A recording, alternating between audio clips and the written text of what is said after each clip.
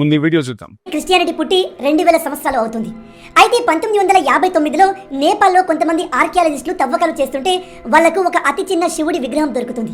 దీన్ని అమెరికాకు తీసుకెళ్లి అక్కడ యూనివర్సిటీ ఆఫ్ కాలిఫోర్నియాలో కార్బన్ డేటింగ్ చేస్తే ఇది దాదాపు 28,000 సంవత్సరాల పురాతనమైనదిగా తెలిసింది. అంటే ఆ టైంలో ఈ భూమి మీద వేరే మతాల ఊసే లేదు.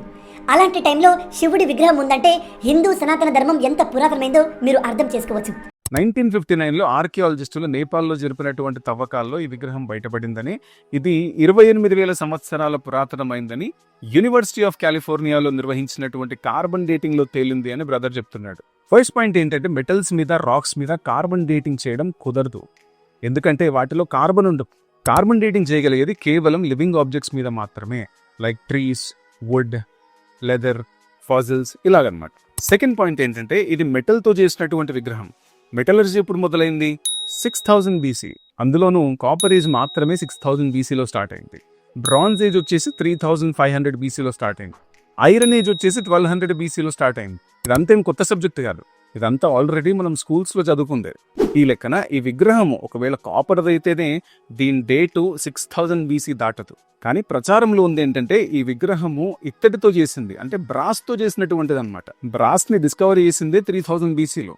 ఇకపోతే థర్డ్ పాయింట్ ఏంటంటే ఈ విగ్రహము వుడెన్ బాక్స్లో దొరికింది అని ఒకవేళ మనం అనుకున్న, విగ్రహాన్ని మాత్రం మెటల్తో చేశారు కాబట్టి ఇప్పుడు మనం చూసినటువంటి మెటల్ ఏజెస్ అన్ని కూడా దీనికి అప్లై అవుతాయి. ఫోర్త్ పాయింట్ ఏంటంటే 1959లో ఈ విగ్రహం నేపాల్లో దొరికినట్లుగా కానీ, దీన్ని కాలిఫోర్నియా యూనివర్సిటీలో కార్బన్ డేటింగ్ చేశారన్నట్లుగా కానీ సోషల్ మీడియాలో ప్రచారం అయితే ఉంది. కానీ దీనికి సంబంధించి ఎలాంటి కాంక్రీట్ ఎవిడెన్స్ లేదు.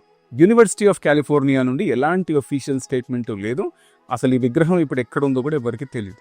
చూడండి, రాజ్యాంగం ప్రకారం మనం ఏ మత విశ్వాసాన్ని కూడా కించపరచకూడదు.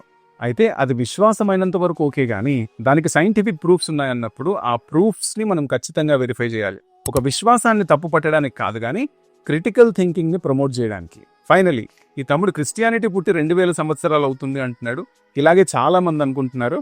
కానీ క్రీస్తు మనిషిగా పుట్టి మాత్రమే 2000 years అయింది, కానీ క్రీస్తుకు ఆరంభం అంటూ అంతం అంటూ లేవు అనే విషయాన్ని గుర్తించండి. Thank you, and do follow us on YouTube, Instagram and Facebook, and join hands with us in building the kingdom of God. Thank you.